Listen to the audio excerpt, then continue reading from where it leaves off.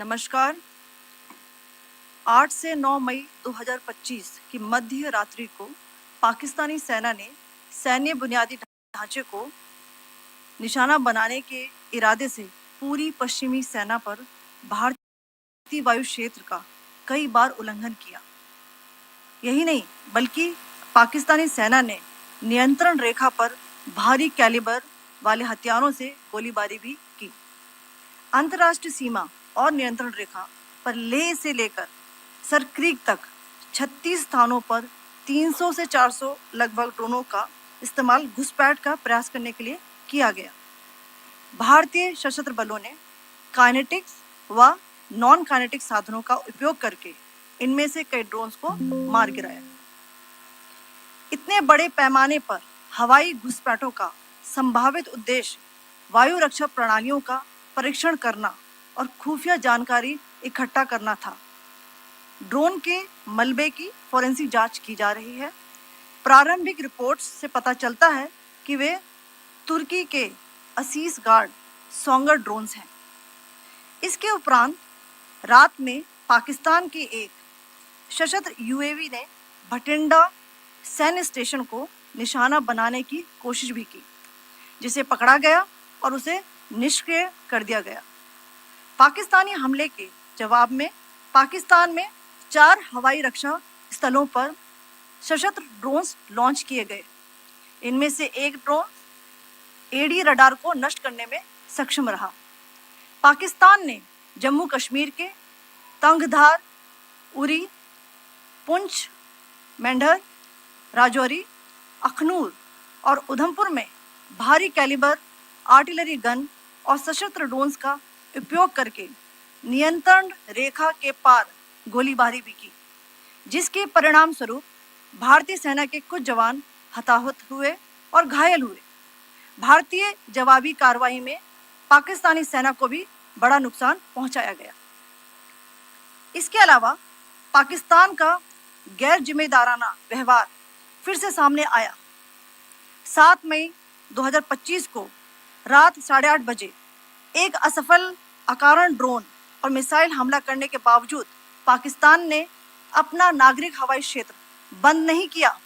पाकिस्तान अपने नागरिक विमानों को ढाल के रूप में इस्तेमाल कर रहा है, जबकि उसे अच्छी तरह से पता है कि भारत पर उसके हमले से हवाई रक्षा की तीव्र प्रतिक्रिया होगी। यह भारत और पाकिस्तान के बीच अंतर्राष्ट्रीय सीमा के पास उड़ान भरने वाले अंतर्राष्ट्रीय उड़ानों सहित नागरिक विमानों के लिए सुरक्षित नहीं है। यहाँ स्क्रीन शॉट में पंजाब सेक्टर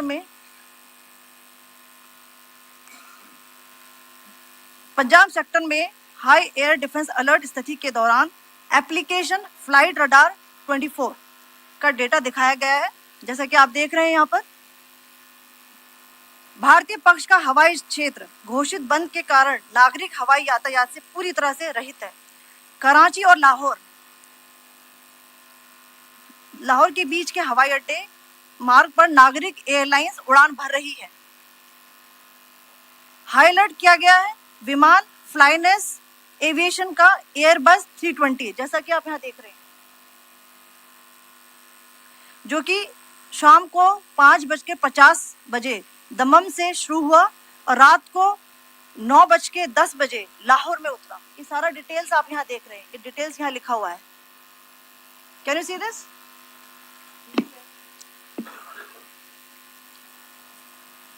भारतीय वायुसेना ने अपनी प्रतिक्रिया में काफी संयम दिखाया और इस प्रकार अंतर्राष्ट्रीय नागरिक विमान सेवा की सुरक्षा सुनिश्चित की। धन्यवाद। जय Hind. I have just a few points to share in addition. कल रात की पाकिस्तानी सेना की कायरतापूर्ण गतिविधियों से आपको कर्नल कुरैशी और विंग कमांडर सिंह ने पहले ही अवगत करा दिया गया है। These provocative and escalatory actions that were taken by Pakistan last night were targeted at Indian cities and civilian infrastructure, in addition to some military targets. The Indian armed forces responded proportionately, adequately and responsibly. ये जो हमले हुए कल रात को भारतीय सैन्य इकाइयों ने पर्याप्त रूप से और एक जिम्मेदाराना रुख अपनाते हुए इन हरकतों का उत्तर दिया. What I want to underline is that the official and blatantly farcical denial of these attacks that Pakistan carried out by the Pakistani state machinery is yet another example of their duplicity and the new depths that they are plumbing in their quest for disinformation. The other point in the same vein is Pakistani claims that they did not target or attack any religious places. You would recall that yesterday I shared with you an incident related to the attack on a Gurdwara in Punch.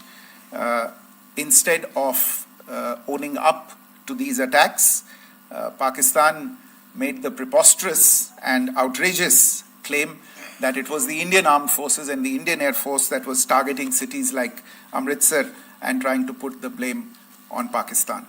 This is nothing but a desperate attempt by Pakistan to disown its acts of aggression, but it is also true to type in its effort to deceive and mislead the world. It will not succeed.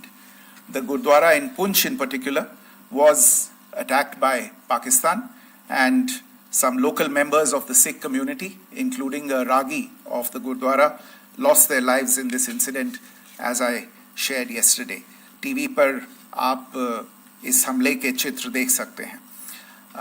In addition, that we would attack our own cities is the kind of deranged fantasy that only the Pakistani state can come up with.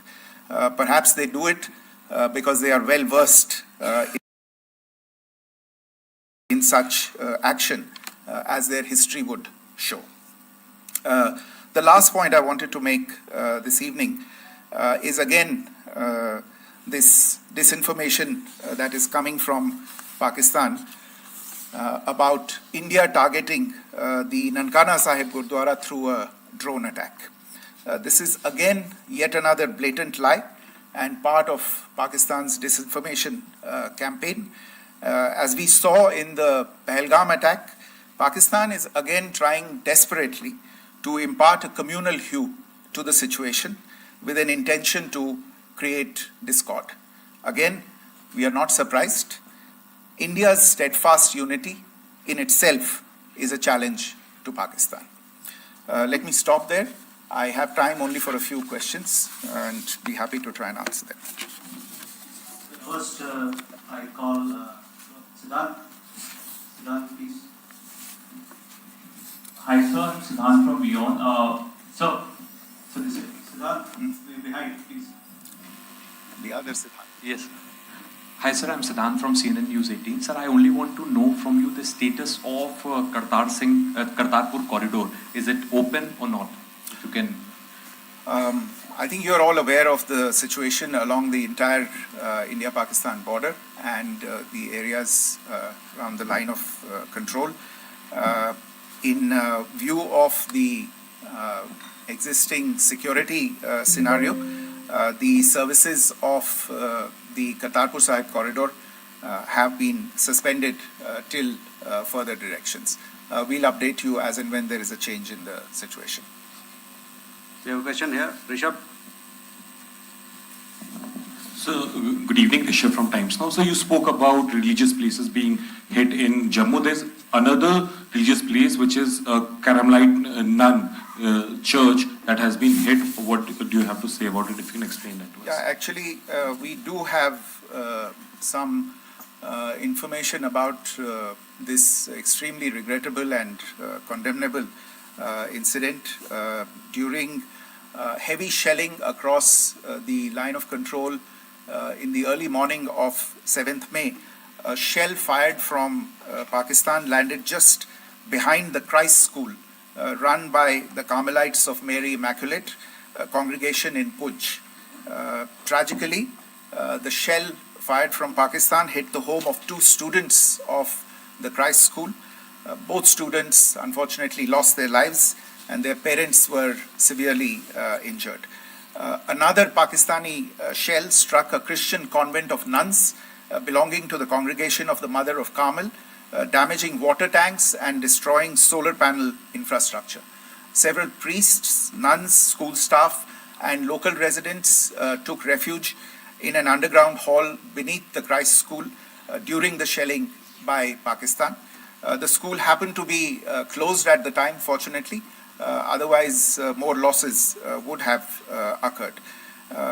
Again, we have seen the Pakistani side targeting and shelling places of worship with a particular design. This includes gurdwaras, these convents and temples. Sir कल आपने इसी podium से पाकिस्तान की थी, उसकी पाकिस्तान में काफ़ी तीखी प्रतिक्रिया भी आई और उसके बाद हमने देखा कि पाकिस्तान की तरफ से किस तरीके से लेह से लेकर भुज तक पूरी बॉर्डर के ऊपर जो इन्वेजन था वो किया गया। मौजूदा सिचुएशन के अंदर पाकिस्तान के बेल आउट पैकेज को लेकर और पाकिस्तान के इन अटेम्प्ट्स को लेकर आपका क्या असेसमेंट है? और दूसरा ये भी जानना चाहेंगे कि पाकिस्तान की तरफ से ये जो अटेम्प्ट किया गया था उसका भारत ने अभी तक उस तरीके का कोई जवाब नहीं दिया गया है, तो क्या भारत इसका जवाब देगा जो कार्रवाई हुई है बीते 24 घंटों में? देखिए प्रणय, जहाँ तक इंडस वाटर्स ट्रीटी का सवाल है, मैंने कल विस्तार से उसके बारे में इसकी चर्चा की है. Indus waters treaty is in abeyance and as such I have nothing further to add to the decision that was announced by the Cabinet Committee on Security. जहाँ तक IMF bailout का सवाल है, आपको ज्ञान होगा कि IMF की आज मीटिंग हो रही है. हम वहाँ पे अपना पक्ष रखेंगे और जो हमारा मत है इन चीज़ों को लेके वहाँ पे साझा करेंगे दूसरे मेंबर्स के साथ.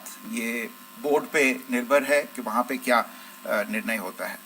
और जहाँ तक जो कार्रवाई हुई है उसका जवाब देने का जो आपने जो प्रश्न उठाया है, जो आज ब्रीफिंग हुई है, जो आपको सूचना मिली है, मैंने भी कहा है कि जो आज सवेरे तड़के सवेरे जो गतिविधियां हुई, भारत ने उनका एक जिम्मेदाराना पूर्ण तरीके से और एक पर्याप्त तरीके से उसका जवाब दे दिया है.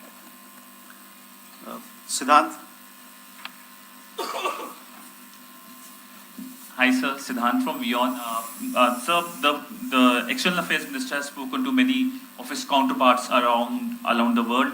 Yesterday he spoke to the US Secretary of State Marco Rubio. So what were the key areas of conversations during that call?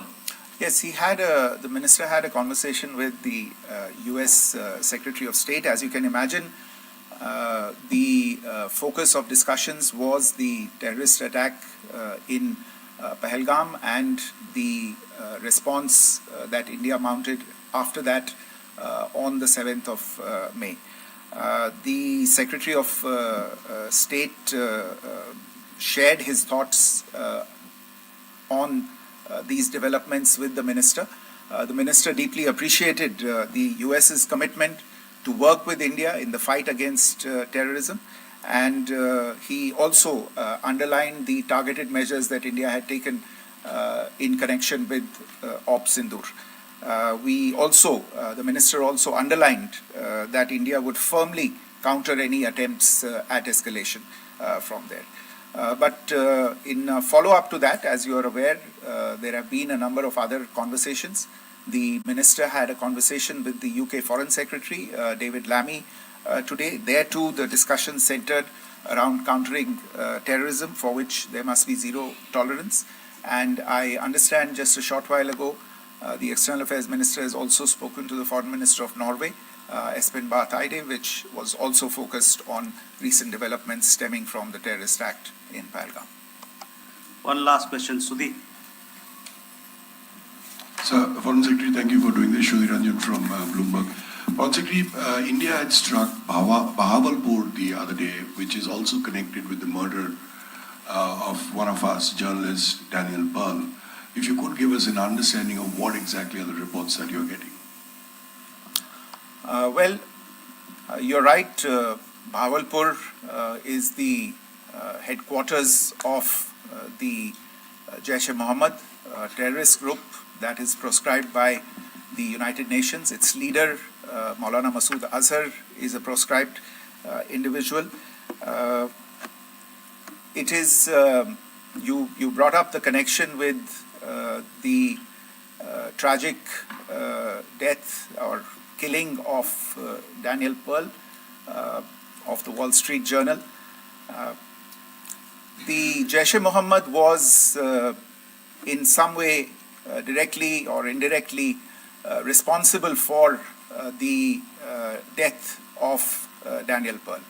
But the real connection is through Ahmed Omar Saeed Sheikh, the British Pakistani jihadi who was held in India but was finally released in